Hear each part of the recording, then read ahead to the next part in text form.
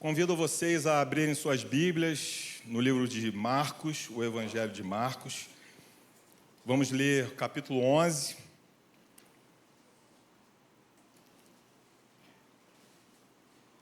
A partir do versículo 12, vamos ler até o 14. Eu gostaria de falar um pouco com a igreja. Nós estamos hoje numa manhã de ceia. É um domingo de ceia, mas é um domingo em que nós nos reunimos como qualquer outro. Na verdade, estamos aqui retornando de férias. Eu creio que alguns ainda estão viajando, mas nós estamos aqui para buscar o nosso Senhor, não de uma forma individual, mas de uma forma unida. E segundo essa união é que Deus nos dá. E Deus tem muito para nos dar. Eu quero muito que Ele nos fale hoje, aqui, a cada um de vocês também, como Ele tem falado comigo essa semana. A gente lê a Bíblia às vezes e fica muito na superficialidade. E quando a gente para um pouquinho para prestar atenção em alguns detalhes, você vê que a palavra é muito profunda. Eu estava essa semana passada, retrasada, na verdade, agora, na rua e encontrei um amigo. E eu fiquei, assim, um pouco surpreso e triste, de certa forma, que ele era uma pessoa que tinha congregado comigo em uma outra igreja. E, assim, quando a gente encontra com as pessoas na rua, a gente vai logo se perguntando: e aí, como é que você está? Continua congregando? Está firme na fé, não é verdade? E essa pessoa, ele falou: eu tive muita decepção com a igreja, eu hoje até estou congregando, mas eu estou numa igreja online. E aquilo ali me doeu. Eu tive a oportunidade até de falar, de certa forma, com ele. Eu falei: olha, igrejas online não são igrejas completas. Você precisa estar junto com uma congregação, com uma comunidade, onde nós repartimos um com os outros, onde nós olhamos nos olhos, onde nós damos abraços, onde nós servimos, não apenas num lugar onde nós ouvimos palavras. E ele ouviu, eu não sei até que ponto, mas essa é a verdade que nós temos hoje para a igreja. Nós precisamos viver igreja, não apenas estar atrelado a uma igreja, a uma instituição. E nós vemos, talvez, que hoje o maior problema entre os crentes é a gente olhar para as pessoas que se dizem cristãs e não ver um testemunho real. Pessoas imaturas, pessoas sem identidade, pessoas buscando talvez uma fé indefinida, medo, vidas destruídas e uma religião, talvez embasando tudo isso, todas essas mentiras, todos esses enganos e essas incoerências dentro de um mundo cristão.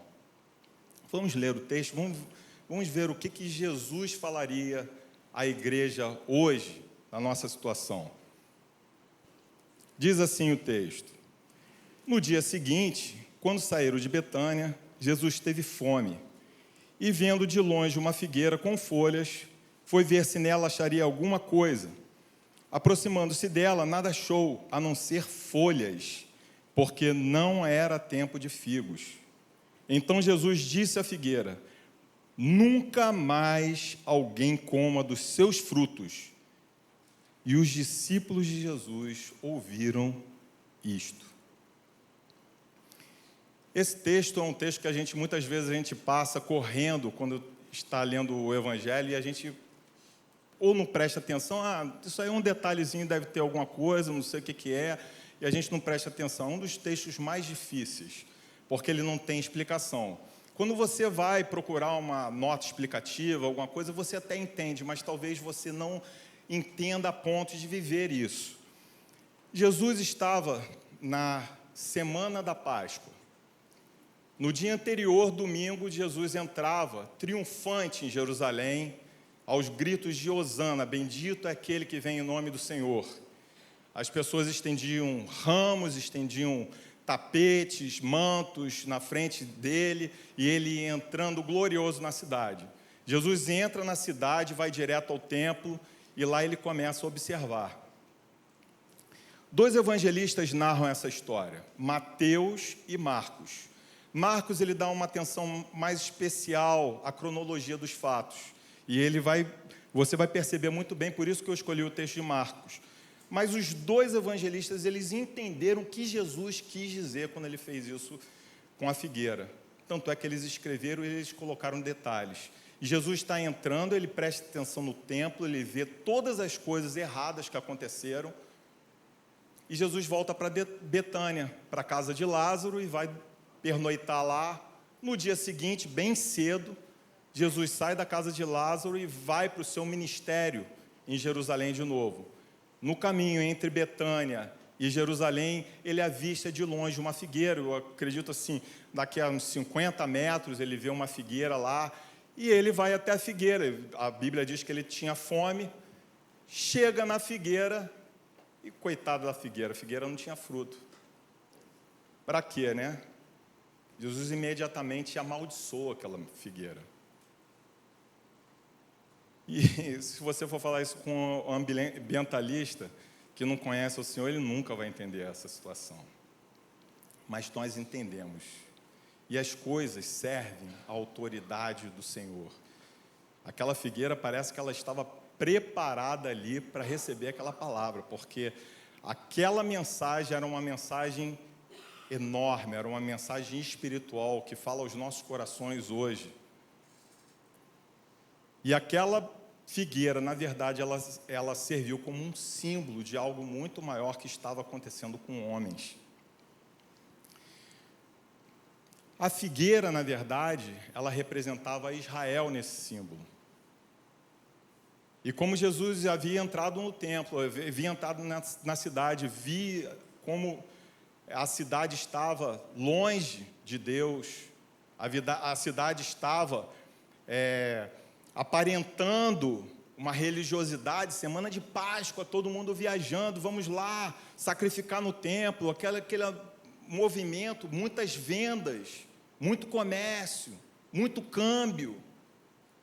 E as pessoas iam ali, sacrificavam, depois voltavam para as suas terras e dever cumprido, paguei pelos meus pecados. E os religiosos se alimentando daquilo tudo.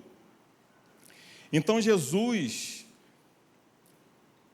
ele usa a figueira como símbolo de uma árvore que representava Israel, que era bela, era viçosa, mas não tinha frutos.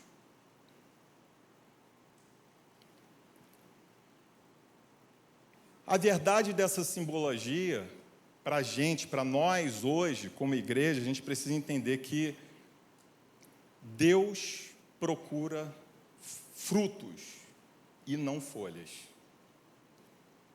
Nós somos essa árvore hoje. Nós somos essa figueira hoje. E nós precisamos ter essa certeza que Jesus procura frutos em nós e não folhas. E ter folhas sem frutos é hipocrisia. E além disso, a hipocrisia leva à infertilidade. E mais, uma árvore infrutífera terá decretada a sua infertilidade. Vocês notam como é séria essa questão? Uma árvore infrutífera terá decretada a sua infertilidade. Assim como Jesus amaldiçoou aquela figueira de uma forma simbólica, ele não queria amaldiçoar aos humanos, mas é uma maldição natural que acontece a partir do momento que nós mostramos que temos uma aparência, mas nós não temos, juntamente com essa aparência, os frutos. Vamos entender melhor como é que funciona isso. Deus procura frutos e não folhas. A palavra fruto, essa palavra no Novo Testamento, ela chama karpos. E essa palavra é usada 66 vezes no Novo Testamento para mostrar como que é importante a frutificação. Mas ela tem um significado. E isso talvez seja algo assim que a gente precisa dar mais atenção nessa manhã, porque a igreja muitas vezes não entende qual é o significado disso. Eu posso falar para vocês diversas vezes, vocês precisam frutificar, assim como nós já introduzimos isso. Vamos frutificar, gente? Vamos. e a gente faz o quê? O que a gente vai fazer? Vocês têm frutificado? Será que eu tenho frutificado?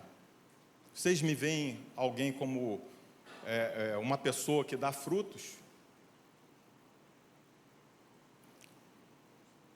Essa nebulosidade, vamos tentar entender assim o significado literal primeiro e depois o metafórico. Mas no sentido literal, a gente precisa pegar essa figura e entender de forma mais completa o que é frutificar de uma árvore. Engraçado que essa semana, coincidentemente, meu pai tem uma casa lá na região dos Lagos e tem uma grande mangueira. E essa mangueira, essa semana ele foi para lá e mandou umas fotos para a gente. E a mangueira estava cheia de flores. Vocês já viram mangueira com flores? Vocês sabem o que quer dizer uma mangueira cheia de flores? É o quê? Vai dar manga, né? Então, o processo da frutificação da árvore, ele acontece da seguinte maneira: a flor nasce, e é como se fosse uma reprodução de um ser vivo, gameta masculino, gameta feminino, polinização. Aí aquela polinização acontece com ajuda ou sem ajuda, e tem um óvulo, e esse óvulo ele fecunda. Esse óvulo ele fecunda dentro da flor, e ela se torna uma semente. E aquela semente, ela vai amadurecendo. E a fruta nada mais é do que a segurança da semente, a proteção da semente. O importante da planta e da fruta é a semente. Porque quando ela se torna madura, ela vai cair no chão, o pássaro vai pegar, vai levar para outro lugar, e aquela semente vai se tornar uma outra árvore. Vocês notaram o significado? Deus é lindo demais. Tudo na natureza resplandece a glória e a beleza do Senhor. E quando nós falamos de uma frutificação, se você for pesquisar o resultado de Karpós, resultado. O fruto é o resultado da árvore, é o resultado, de uma maneira geral, de cada ser humano, de cada ser vivo que dá glória ao Senhor. No caso da figueira, tem assim um ou outro detalhe diferente, porque a flor, ela entra fruto. A gente abre, né, o figo e a gente vê parece que tem uma flor dentro do figo. E aquele figo, a flor, está ali dentro. Então, basta ter folhas, é o sinal de que aquela árvore deveria estar cheia de figos. Talvez não um figo maduro, mas no caso da figueira existe um pré-fruto, que é uma iguaria, que os árabes chamam de taqsh. Essa iguaria, ela é comestível.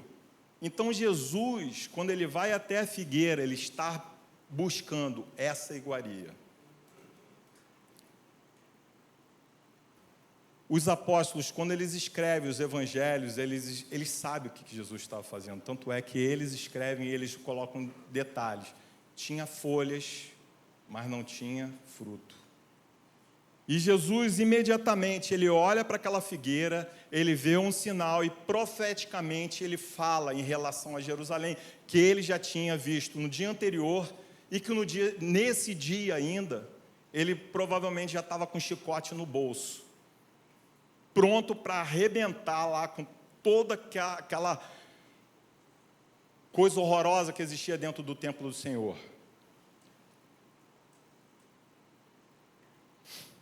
Uma figueira saudável, viçosa, ela pode dar, entre taqsh e figos maduros, 10 meses por ano. Mas aquela figueira, ela era improdutiva. E mais, se ela não tinha taqsh, era um sinal de que ela não teria o figo.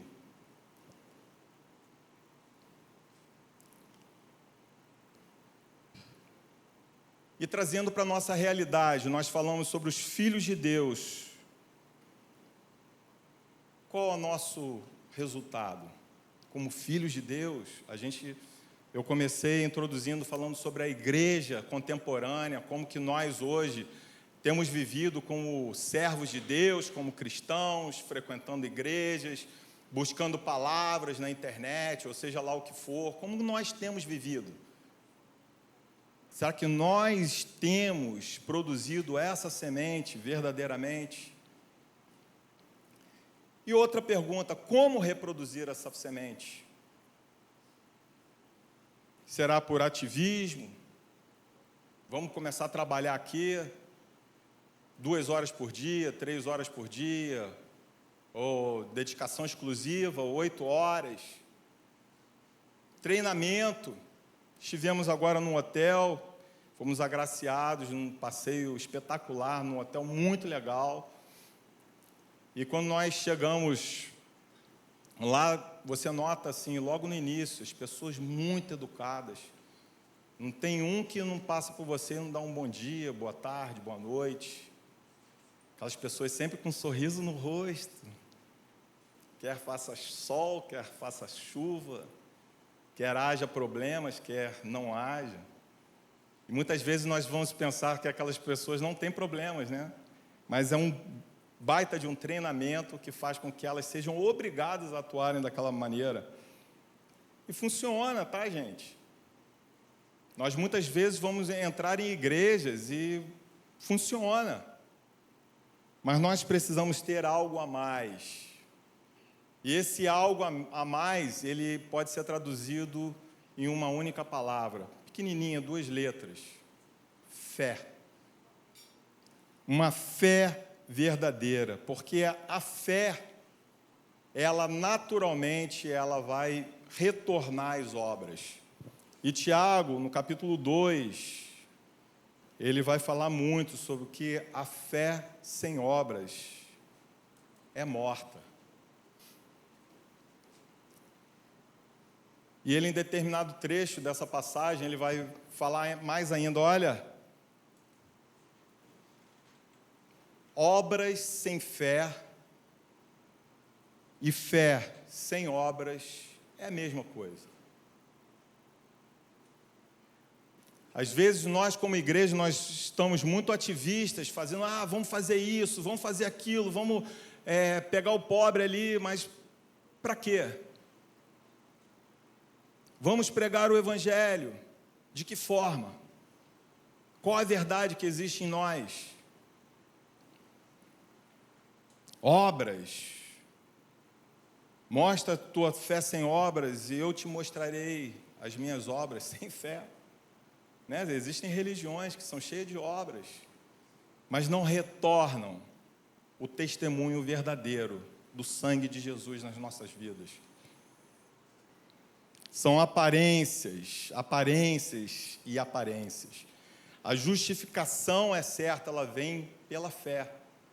Mas a fé verdadeira, ela retorna em obras verdadeiras. E você falar que crê, isso não quer dizer nada, porque a Bíblia diz que até os demônios creem. Creem e temem.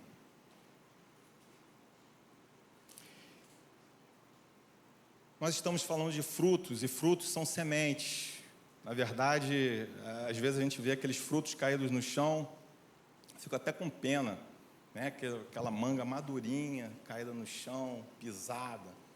Mas a gente não vê que o verdadeiro valor daquela fruta é a semente, que é a semente que reproduz. Em Hebreus, capítulo 11, nós vamos ver os heróis da fé. Acho que a gente já releu várias vezes, eu separei alguns desses heróis para que a gente possa estar refletindo sobre as obras, os frutos desses homens. Abel, a Bíblia não narra muita coisa sobre Abel, mas a Bíblia diz que ofereceu o sacrifício mais excelente do que Caim. E com isso ele deu testemunho e obteve a aprovação de Deus. E depois de morto, continua falando. Enquanto eu estiver falando, irmãos, pense naquilo que nós temos oferecido a Deus. Como que a nossa vida tem frutificado. Enoque foi levado para não passar pela morte e obteve testemunho de ter agradado a Deus. A Bíblia fala, esses caras, eles evangelizaram, eles pularam, eles construíram templos magníficos. Noé, esse sim construiu 120 anos construindo uma arca sobre a instrução de acontecimentos que ainda não se viam e condenou o mundo e se tornou herdeiro da justiça. Frente, olhando para frente, segundo uma instrução, uma simples instrução de Deus, uma palavra do Senhor, vai, e ele foi. Abraão, patriarca, quando chamado, obedeceu para ir para um lugar que não conhecia, peregrinou pela terra da promessa, habitando em tendas, aguardava, na verdade, a cidade de Deus, e que Deus estava construindo. Ele é o arquiteto e construtor da cidade verdadeira. É um homem que olha para frente, irmãos.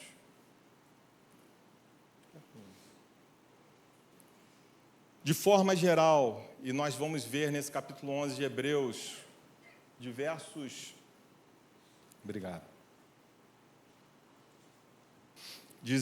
exemplos, mas de forma geral, todos esses homens morreram pela fé. Não obtiveram as promessas, mas viram-nas de longe e, olha, se alegraram apenas com o que viram espiritualmente. Você está procurando alegria? Você está procurando satisfação? Olha para a promessa de Deus pela fé.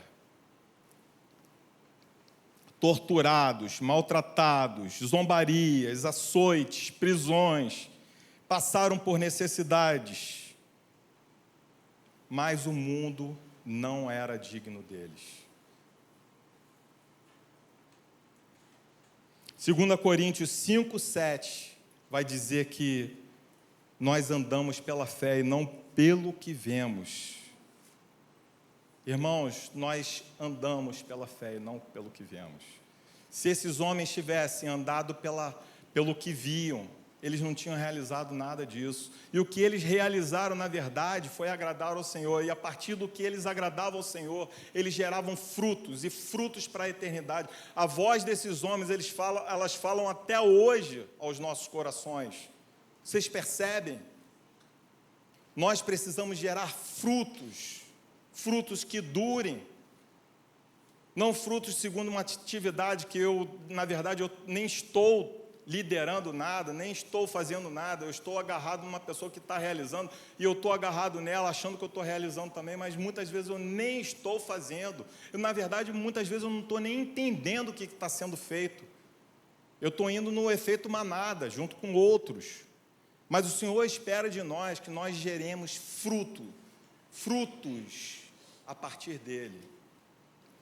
E essa é a palavra que Gálatas 5 vai dizer, o fruto do Espírito em nós. É aquilo que constrói primeiro, para que nós possamos gerar no mundo aquilo que nós temos. Paz, alegria, mansidão, domínio próprio. Quando nós estamos diante de pessoas, nós estamos demonstrando isso tudo. Quando nós falamos aos nossos filhos, quando a gente fala só com a boca, eles não ouvem. Mas no longo prazo, quando as nossas atitudes são coerentes e são bonitas, elas fazem sentido, mais à frente, você pode contar que seu filho vai seguir aquelas atitudes e não as palavras que são proferidas na nossa boca. E por isso, O Senhor demonstra através dessa planta que ter folhas sem frutos é hipocrisia. A religiosidade, a aparência, aquilo que nós demonstramos, talvez vindo à igreja, domingo após igreja, sem gerar frutos, isso é aparência, irmãos.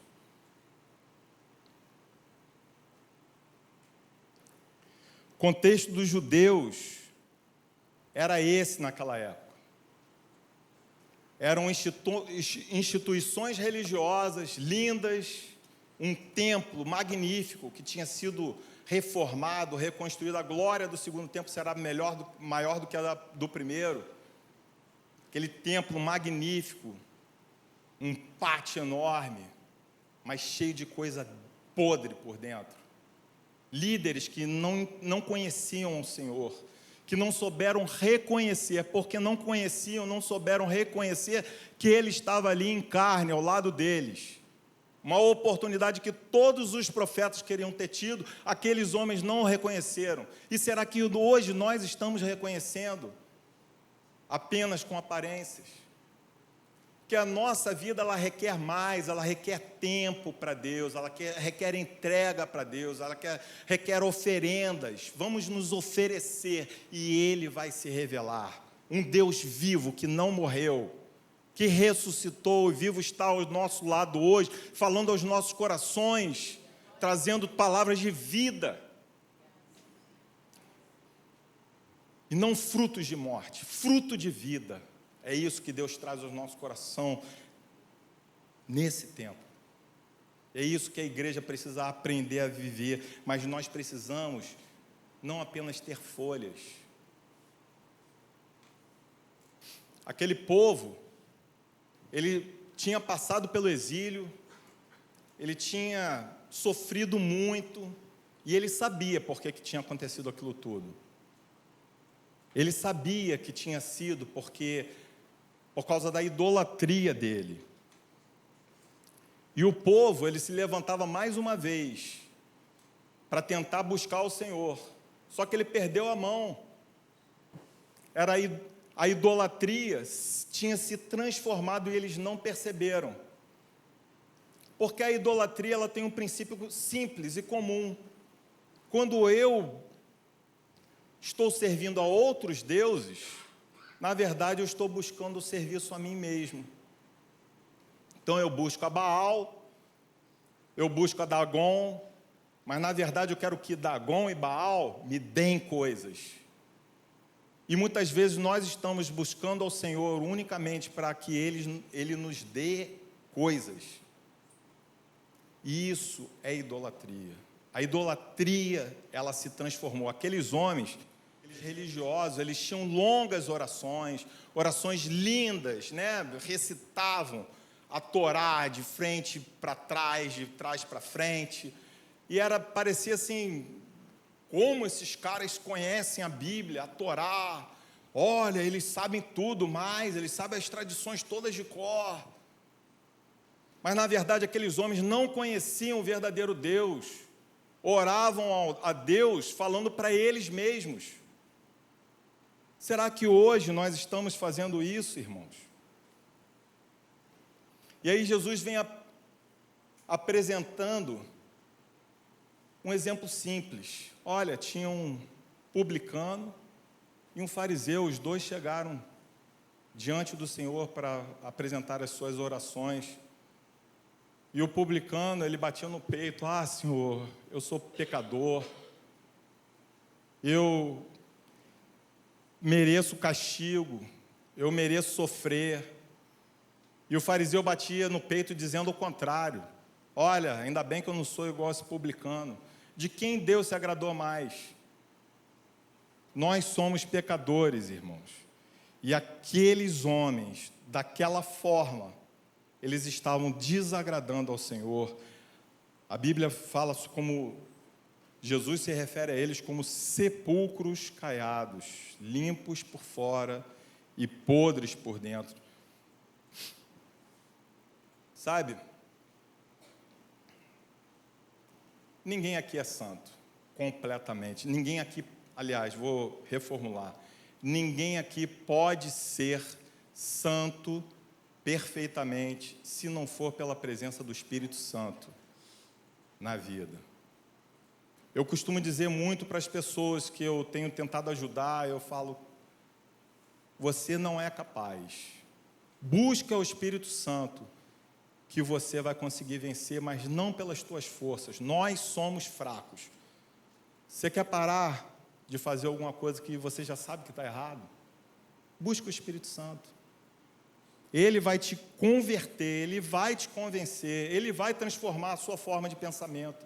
E assim nós precisamos, para que nós tiremos essa podridão de dentro de nós, porque nós fomos feitos para servir a Deus em santidade, nos entregarmos a cada dia, não segundo aquilo que é a nossa vontade. Se nós atendermos à vontade da nossa carne, nós estamos perdidos, irmãos, porque é sempre no caminho da infelicidade, é sempre no caminho da insatisfação. Sabe, a gente costuma ver famílias, né?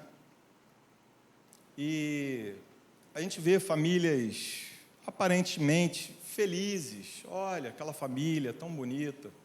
Teve uma família um tempo atrás, já há bastante tempo, que ela esteve aqui, quando eles chegaram, legal, tão unidos, né? Parecem tão legais, bacanas, bom de se conversar. E daqui a pouco a gente vê que a família ela não era nada disso. Ela estava dominada pelo maligno. Ela tinha insatisfações eternas dentro dela, lutas que não conseguiam ser vencidas. Instagramável, né? A gente vê a foto, a gente acha bonito. Uma pessoa que muitas vezes vai se parecer, bonita aquela pessoa, né? Hoje em dia a gente tem filtros.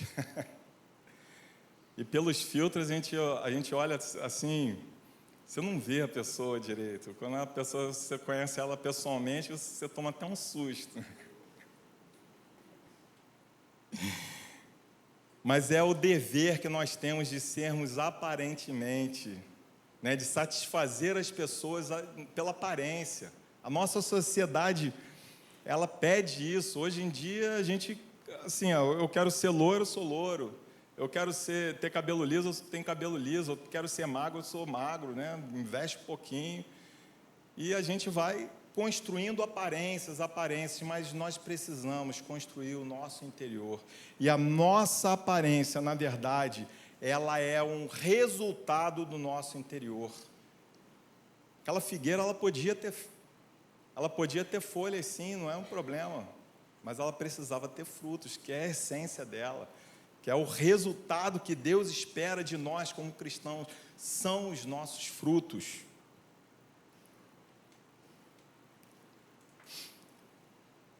E por fim, se a gente tem essa aparência e a gente não tem frutos, infelizmente, não tem outra coisa para dizer. Mas cada vez mais forte nós vamos buscar uma infertilidade. E a decretação simbólica que Jesus faz sobre aquela árvore é uma decretação de uma infertilidade não passageira, mas uma infertilidade definitiva. Sim, já tem alguns anos já que eu fico sempre refletindo, sempre me volta essa memória, me veio agora de novo, aquela parábola que Jesus conta sobre os talentos. E num dos evangelhos ele vai falar assim, a quem tem, mais será dado. E aquele que não tem, até o que tem, lhe será tirado. Faz muito sentido com isso aqui. Faz muito sentido, sabe? Você tem revelação e você busca o Senhor, cada vez mais você tem mais revelação. Cada vez mais você está mais satisfeito através dessa revelação. Você está satisfeito com a sua vida, você está satisfeito com o que Deus te dá, você está contente. Mas quando você não tem até o pouquinho de revelação que você tem para ser um pouquinho bonzinho, daqui a pouco você está mal, está fazendo maldade na rua, está maltratando os pequenininhos, está dando mau testemunho. E olha, irmãos, eu tenho, assim, para mim, a convicção de que nós seremos julgados, não por aquilo que a gente fala de bonito, mas por aquilo que a gente fala de feio. Sabe o que é um mau testemunho? Pedra de tropeço, como Jesus diz, é melhor que você amarre uma pedra de moinho no pescoço e se atire ao mar. Porque ser pedra de tropeço, é por isso que nós vamos ser julgados. Tanto é que ele vai se referir aos líderes, tá? Pessoas que expulsam demônios, pessoas que fazem milagres, né? Atuam com milagres, olha, a gente busca tantos milagres. Mas, ao mesmo tempo, são pessoas que levam muitos para o buraco junto com elas. E essas pessoas que são pedra de tropeço, apesar da aparência, elas já perderam tudo há muito tempo. Nós temos a figura dos falsos mestres. E talvez no meio dessa explanação toda, desde o início, quando nós estamos falando da igreja moderna, da igreja atual, nós estamos falando principalmente dos falsos mestres, mas quando Jesus falava através desse simbolismo, e ele estava condenando Israel, ele estava condenando tanto os religiosos, os líderes, quanto o povo, porque os líderes eram religiosos, né? Aparência de religiosos e tal, mas não conheciam a Deus. Mas aqueles que os seguiam acabaram pedindo a crucificação de Jesus também, porque a gente vai junto, não entende o que está fazendo, não tem intimidade com o Senhor, não tem conhecimento do Senhor, e a gente simplesmente, o que os outros fazem, a gente fala, mas aquele cara sabe muito, eu vou na dele. É igual seguir conselho de bolsa de valores. O cara aplica, o cara, eu não sei nada, o cara sabe, eu vou na dele. Aí o cara, você perde dinheiro pra caramba. E é a sua morte. No dia que você estiver diante do Senhor, você não vai poder dizer, eu fui porque eu fui atrás dele. Porque cada um de nós precisa ter autonomia naquilo que escolhe. A escolha é de cada um.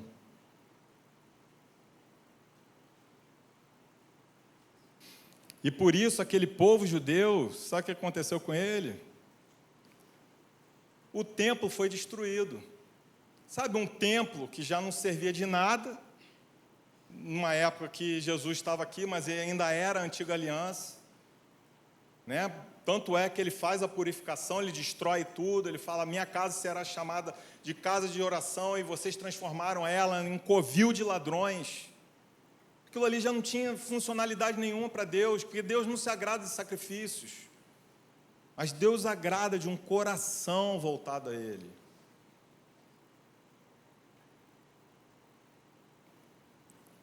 E aí em 70 depois de Cristo, aquele templo que já não tinha finalidade nenhuma, e entre a morte de Jesus, mesmo com o véu, eu imagino aqueles homens costurando o véu, né? Porque o véu foi rasgado. O caminho para o Santo dos Santos, ele acabou, não era só o sumo sacerdote que entrava, hoje eu e você entramos no Santo dos Santos também, isso pela graça de Deus nos foi concedido. Mas eu imagino aqueles sacerdotes lá, né, costurando o véu que foi rasgado para restabelecer o templo, e aquele templo passou mais 30 e poucos anos servindo para nada. Religiosidade, aparência.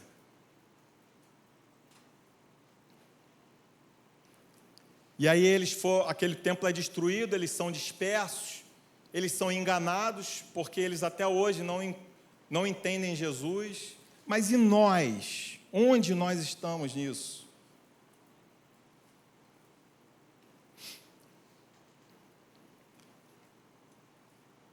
Convido vocês a abrirem suas Bíblias, vou ler rapidinho, Oséias 9, de 10 a 17.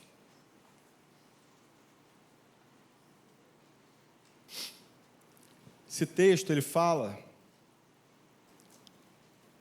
como que Deus graciosamente, já no Antigo Testamento, sabe, porque a gente pensa que a graça está só no Novo Testamento, mas graciosamente Deus escolheu esse povo, cuidou do povo, tratou, e aquele povo se voltou contra Deus em idolatria.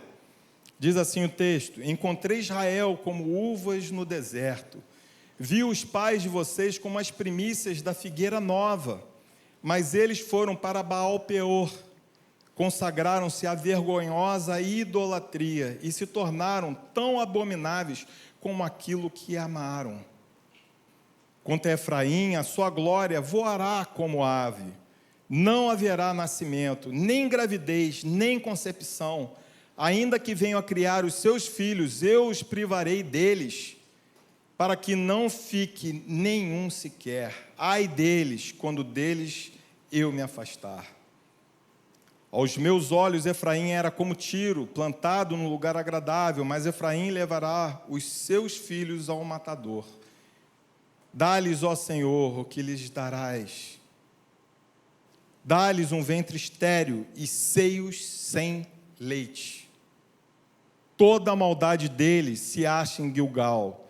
Foi ali que comecei a odiá-los, por causa da maldade de suas ações. Eu os expulsarei da minha casa, não os amarei mais.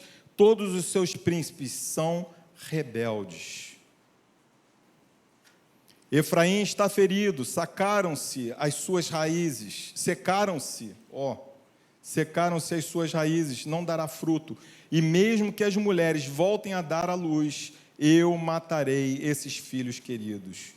O meu Deus os rejeitará, porque não lhes dão ouvidos e andarão sem rumo entre as nações, dispersos. Esse é o juízo. Filhos, nós estamos entregando os nossos filhos para quem? O primeiro produto, o primeiro fruto, a primeira semente. Talvez até de forma mais literal, porque nós temos até o chamado fruto do ventre. Fruto do vosso ventre, né? Os seus filhos. E quando Deus nos concede essa honra de termos um filho, nós precisamos saber dedicar a ele de volta. Dedicar uma vez aqui no altar? Não, dedicar o tempo todo. Dia após dia eu dedico os meus filhos ao Senhor. Eles são teus, Senhor. Pode fazer o que o Senhor quer deles, mas nós insistimos em olhar para os valores do mundo e falar: aqueles valores são mais importantes do que outros valores. Nós pedimos para os nossos filhos, cobramos deles os estudos nas escolas. Não que não seja importante, é super importante. Mas cobrar a ele um relacionamento com Deus que se inicia junto a uma caminhada conjunta, não é? A gente comenta lá em casa às vezes: não vou ficar falando só toda hora porque não está adiantando. Vai ler a Bíblia. Vai ler a Bíblia. Já orou hoje? Sentar junto, vamos orar. Vem aqui conhecer o Senhor. Esse é o nosso Deus. A gente tem testemunhos, a Vivian até, a pastora conta sempre o testemunho, eu acho lindíssimo aquele testemunho dos peixes, né, que eles estavam lá, as meninas queriam carne para comer, novinhas, e de repente ela junta com as meninas: vamos orar a Deus e Deus vai dar.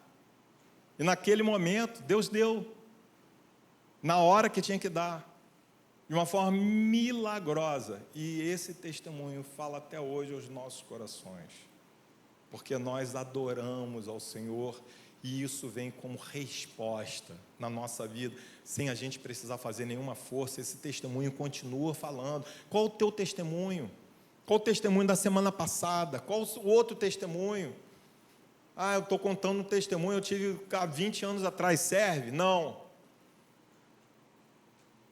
Se você é crente há 20 anos, você precisa viver novos testemunhos, porque isso é sinal da frutificação nas nossas vidas.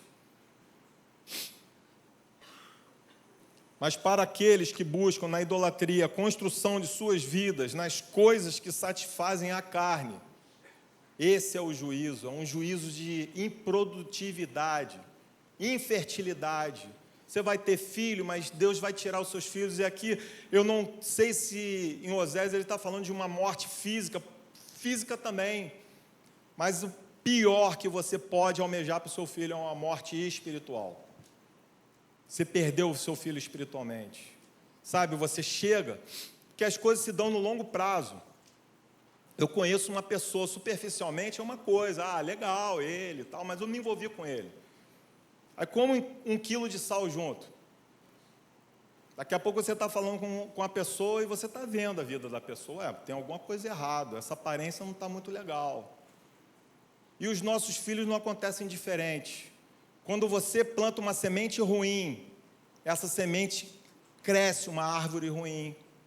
E aí o seu filho entra na faculdade, e aí lá na faculdade ele vai descobrir que ele não era bem aquilo que ele pensava ser.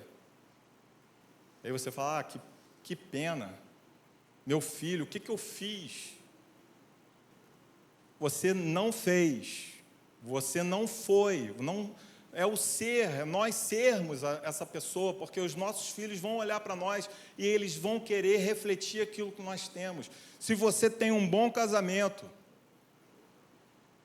o teu filho vai querer casar, porque ele vai ver o benefício disso.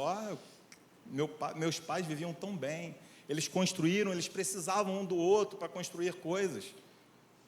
Mas se a criança, ela cresce num lar onde não existe um bom casamento, sabe o que vai acontecer? No futuro ele não vai querer nem casar, porque ele não acredita mais no casamento, ele não viu isso acontecer. E a igreja atual, irmãos, quais os frutos? Quais são os nossos frutos hoje? Nós estamos multiplicando a semente, existem árvores crescendo, árvores não que aparentam só folhas, mas árvores que aparentam que dão frutos verdadeiramente. Sabe, Jesus cita um exemplo também, quando ele está sempre confrontando aquela religiosidade dos homens, dos judeus, e ele vai, eu fico imaginando, ele apontando, Deus, vocês são hipócritas. Duro ouvir isso, né? Você talvez esteja trabalhando por isso, esteja dedicando a sua vida a isso, mas está dedicando a vida errada. E ele fala, vocês vão até os confins da terra para fazer um prosélito. Prosélito é um convertido, né? No nosso tempo. A gente vai em missões, né? Converte pessoas, para fazer eles 2 vezes mais réu do inferno do que nós. Porque na conversão precisa haver arrependimento. Se não houver arrependimento, não é conversão. Nós precisamos nos voltar ao Senhor, e uma pessoa que se arrepende, ela vai parar de fazer tudo que ela está fazendo naturalmente, porque ela já enxergou que a vida dela não pertence a ela mesma, pertence ao Senhor. Mas nós buscamos pessoas, fazendo evangelismo, e trazemos ela para a igreja, e tornamos elas religiosas. E nós fazemos ela, por ser assim, só de aparências. 2 vezes mais réu do inferno. Sabe por quê? Porque antes a gente não ouvia todo domingo, mas agora a gente ouve a palavra do Senhor todo domingo. E todo domingo a gente nega a palavra do Senhor. E por isso nós somos mais culpados. A árvore não tinha culpa nenhuma, porque não é um ser moral. Por isso que é só uma simbologia. Jesus era tão bom, que quando ele pegava os humanos, ele já estava estabelecendo um novo reino. Um reino de graça, uma nova aliança, uma aliança da graça. E quando ele vai com os humanos, ou ele exorta, ou ele cura, ou ele tem misericórdia. Porque no Antigo Testamento, sabe o que acontecia? Fulminava todo mundo. Estão desobedecendo, então vai morrer 30 mil aqui, 50 mil ali. Mas Jesus vai com a graça dele curando, libertando, misericórdia. Aí ele pega uma coisa e ele seca, para mostrar para quem importa. Somos nós, homens. Somos a primazia da criação de Deus. E ele nos chama ao arrependimento. Joel 1:4-12. Logo depois.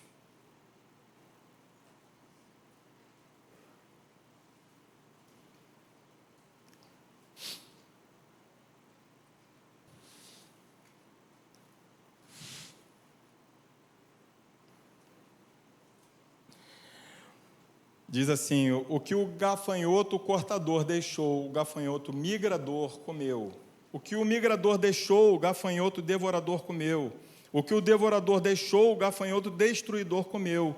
Acordem, beberrões, e chorem.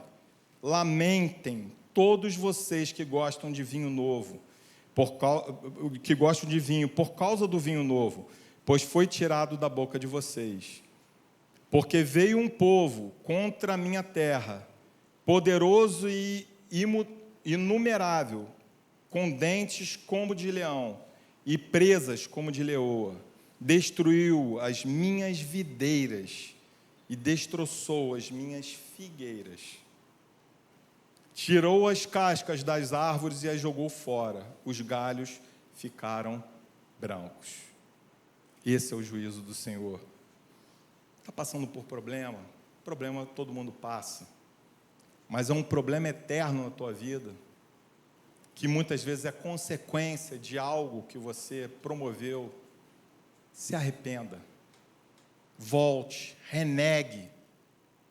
Tudo que é passado na nossa vida hoje se fez novo. Deus já levou tudo na cruz. Mas nós precisamos, num ato de fé, nos voltarmos ao Senhor, em arrependimento. A pregação de João Batista, ela falava assim: arrependam-se, porque o reino de Deus está próximo. Arrependam-se, porque hoje vos é chegado o reino de Deus. João Batista, produzir, pois, fruto digno de arrependimento. Toda árvore que não produz bom fruto é cortada e lançada no fogo. Essa mudança que o Senhor quer promover na nossa vida.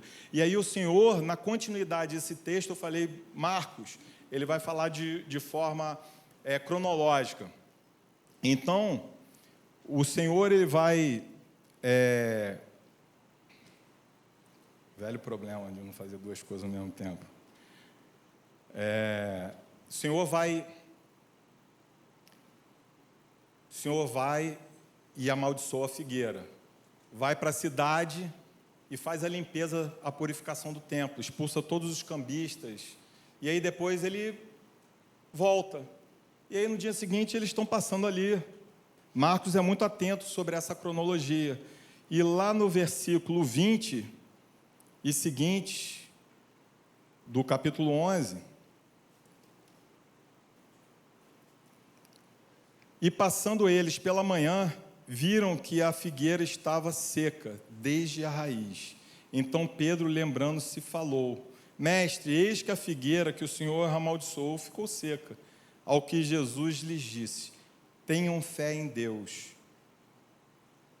E ele vai falar sobre os montes, se você tiver fé, mas olha só, a gente muitas vezes se atém a esse texto e vai falar assim: então preciso construir essa fé para poder mover um monte. Olha só, o que Deus quer que nós façamos, e essa é a conclusão de hoje para a gente, que nós confiemos nele, que nós estejamos ligados ao Senhor. A gente está com a decisão recente lá em casa, e a gente precisa, assim, não sabe o que vai acontecer, está para ser decidido nos próximos dias. E agora, vindo para a igreja, nós começamos a conversar, e a gente falou assim: vamos orar. Quando a gente voltar da igreja, a gente vai orar junto, e Deus vai realizar aquilo que Ele quer realizar, e a gente vai pedir aquilo que está no nosso coração, mas aquilo que vai acontecer, nós vamos estar contentes com isso, porque Ele é o nosso Senhor. Se nós estamos dedicando a nossa vida ao Senhor, Ele vai levar a gente para o lugar que Ele quiser, e nós somos satisfeitíssimos com isso, porque assim aqueles heróis da fé se alegravam, porque eles confiavam no Senhor, e essa fé que Deus tem para nós hoje. Nós precisamos buscar essa fé, porque aquilo que a gente liga na terra é aquilo que a gente liga no céu. Aquilo que a gente desliga na terra é aquilo que é desligado no céu, porque nós estamos na mesma vontade do nosso Senhor.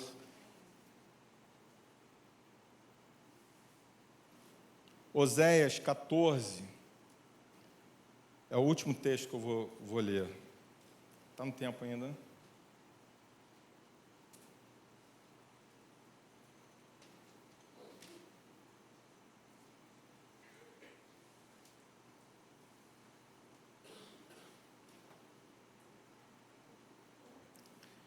do 1 ao 9. É tudo, né? O capítulo inteiro.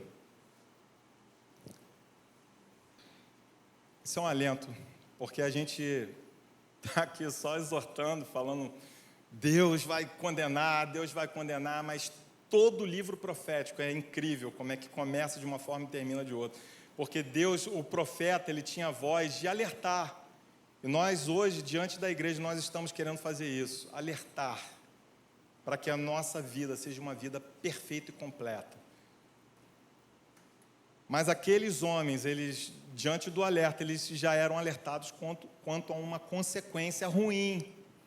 Mas no final, Deus sempre vem com uma palavra graciosa. Diz assim o texto: Israel, volte para o Senhor seu Deus, porque você caiu por causa dos seus pecados. Tragam palavras de arrependimento e convertam-se ao Senhor, dizendo: perdoa a nossa iniquidade. Aceita o que é bom e, em vez de novilhos, os sacrifícios dos nossos lábios. A Síria não nos salvará, não iremos montados em cavalos e não mais diremos as obras das nossas mãos, que elas são o nosso Deus, porque só em ti o órfão encontra misericórdia.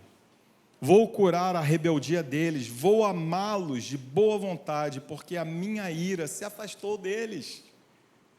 Serei para Israel como orvalho, ele florescerá como lírio, e lançará as suas raízes como o cedro do Líbano. Os seus ramos se estenderão, o seu esplendor será como o da oliveira, e sua fragrância como o do cedro do Líbano. Os que se assentam à sua sombra voltarão, serão vivificados como o trigo, e florescerão como a videira. A sua fama será como o vinho do Líbano. Ó Efraim, que tenho eu a ver com os ídolos? Sou eu que ouço as suas orações e cuido de você. Eu sou como cipreste verde, de mim procede o seu fruto. Quem é sábio, que entenda essas coisas. Quem é inteligente, que as compreenda. Porque os caminhos do Senhor são retos, e os justos andarão neles, mas os transgressores neles cairão. Irmãos, e nós concluímos aqui. Mateus 24, Deus tem um sermão escatológico. E ele vai falar sobre a parábola da figueira. Vocês lembram disso? Eu arrisco dizer que essa figueira é o mesmo sentido da figueira que secou. Porque essa figueira, ela renovará. Nós esperamos que Israel, ela seja renovada. Assim como a palavra de graça de Oséias, ela é proferida para aquele povo, ela é proferida para nós também hoje, que nós somos herdeiros dessa promessa. Mas a parábola da figueira diz: olhem para a figueira, quando seus ramos se renovam e as folhas brotam, o verão está próximo. E nós sabemos que quando Israel estiver motivado, se renovando, e aquela figueira estiver renovada, nós estaremos o mais próximo possível do Senhor. E é isso que nós ansiamos como igreja, não é verdade? Vamos orar? O Senhor possa continuar fazendo que essa palavra, ela floresça no nosso coração, e que isso seja como uma polinização, para que sejam gerados frutos e mais frutos abundantes, 30, 60, 100 para 1. É isso que a palavra espera dos seus filhos. Amém? Pai, nós te damos graças por aquilo que o Senhor falou essa manhã nos nossos corações. Te agradecemos, Senhor, por tudo que o Senhor tem feito no nosso meio já. Senhor, nós ansiamos pelo teu retorno, Pai. Mas antes que o Senhor retorne, Senhor, que a tua igreja seja preparada com vestes brancas, com vestes límpidas, que o pecado do teu povo, ele seja escondido de ti, Senhor, mas que ele seja também renovado, para que o Senhor, através das tuas misericórdias, não nos puna, com aquilo que nós chamamos aqui de infertilidade, mas pelo contrário, que nós, Senhor, diante do nosso arrependimento, e hoje, Senhor, nós levantamos palavras novas de arrependimento diante de Ti. Arrependimento porque, Senhor, muitas vezes temos valorizado coisas que não são Tuas. Temos valorizado, Senhor, valores, tido riquezas que não são Tuas para nós. Mas, Senhor, diante da Tua graça, reconstrói as nossas vidas. Faz com que os nossos ramos voltem a brotar. E, Senhor, o fruto seja lançado através dessa semente em terra. Muitas vidas conheçam verdadeiramente o Teu nome e não apenas aparências. É isso que eu te oro em nome de Jesus, Senhor. Amém.